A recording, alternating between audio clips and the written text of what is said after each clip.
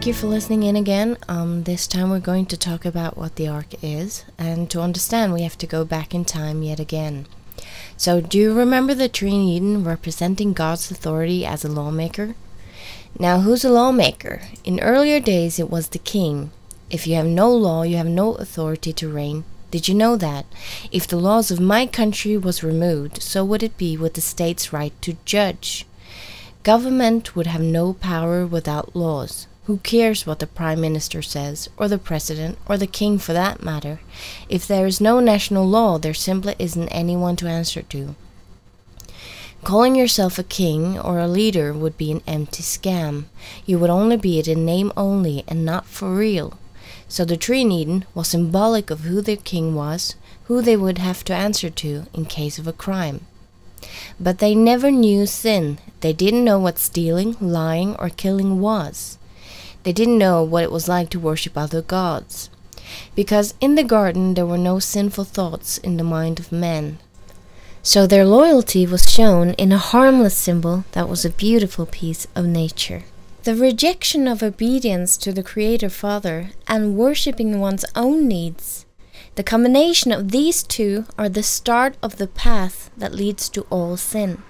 Which is why Eve, rejecting God's command and exploring her own lust, was the start of sin. When each individual starts this path, there is no limit as to where it can end. So these two combined is the secret of the birth of sin in the world and in each individual man. So this is why what started by the tree ended up with the world in sin. But now men knew sin. The secret of sin was out, a secret that remained while the tree stood untouched in Eden. But now it was out and God could define it. He couldn't just as well tell Adam and Eve, "Thou shalt not kill," because then he would just have put the idea of murder into their heads. You know, it's like it is with a child. If you tell him not to do something he hadn't even thought of yet, you have planted the idea into the child's head, and he's more likely to do it now than before you told of it. If God had defined sin to Adam and Eve, he himself would have put the idea of sin into their heads. But remember the law, the definition of sin was already written in the sanctuary in heaven. We know this because it already existed when they were building the replica of the sanctuary on earth. But the heavenly sanctuary was unrevealed because it wasn't relevant. So the tree in Eden defined sin without revealing sinful nature.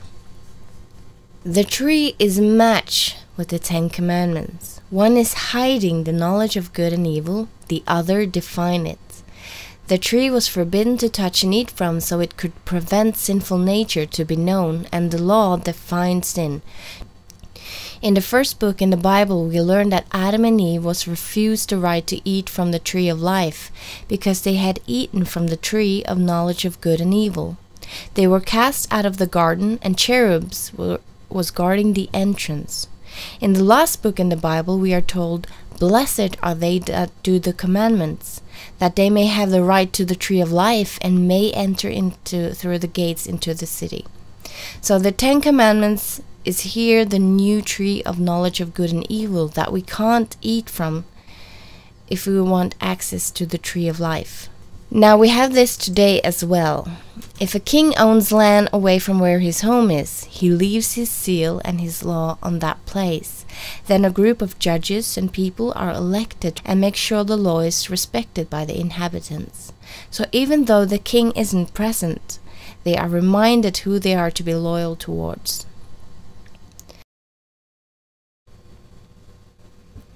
God did not copy the ways of man, but this way of government is inspired by God, according to Romans 13, 1-2. Now, God's home and seat of regency is in heaven, but he left the tree in Eden as a seal of who the planet's creature owned loyalty to. And after the flood, this tree was no longer present on earth. So when God met with Israel on Mount Sinai, he told them to build him a home away from home, on his property, the earth. He didn't choose Israel to be his only people to reign. No, his plan was greater and worldwide. He said, "Now therefore, if ye will obey my voice indeed, and keep my covenant, then ye shall be a peculiar treasure unto me above all people, for all the earth is mine. And from Exodus, and ye shall be unto me a kingdom of priests and a holy nation. They were elected to represent him to the world. He says about the building of the Ark of the Covenant, and thou shalt put the mercy seat above upon the ark, and in the ark thou shalt put the testimony that I shall give thee. And there I will meet with thee, and I will commune with thee from above the mercy seat, from between the two cherubims which are upon the ark of the testimony, of all things which I will give thee in commandment unto the children of Israel. This does not mean he was no longer king in heaven. It only means he claims to be the supreme judge on earth. The Ark of the Testimony became a symbol of who it is that judges man and who the world owns their loyalty to.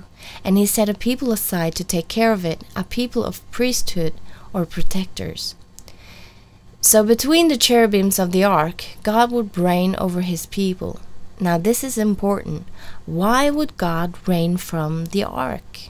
We have gone back to what we just talked about. Without a law, there is no authority. So to be able to reign and to be able to call himself a king, he has to have a law that seals his kingship, just like the tree. In the law that was underneath where he would appear was 4 commandments telling about man's responsibility to him as their king. The 6 other laws explained how we were to treat each other. The 4th commandment, and for some it's the 3rd, because people have changed God's law later, but in the original law, as it is written in Exodus chapter 20, this is the 4th commandment.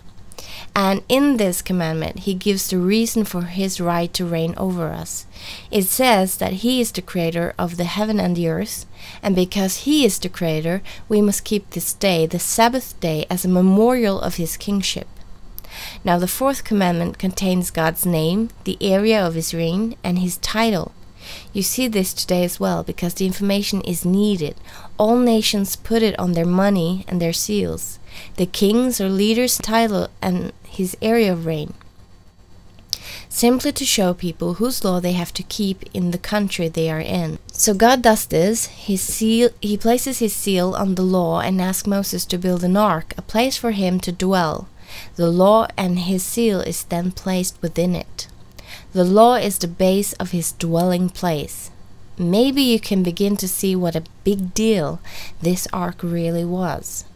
Now notice the law doesn't say, I'm the creator of Israel. No, in the seal it says that he is the creator of the earth, nothing less. The tables of the law and the ark is therefore relevant to everyone on the planet. The claim he is making involves all of us, not just a few elect. Through this law, he claims to be the supreme judge of the entire planet. He says, for all the earth is mine. So when the seal says heaven and earth, sea and all that is in them, then the rest of the law concerns the inhabitants of the entire earth.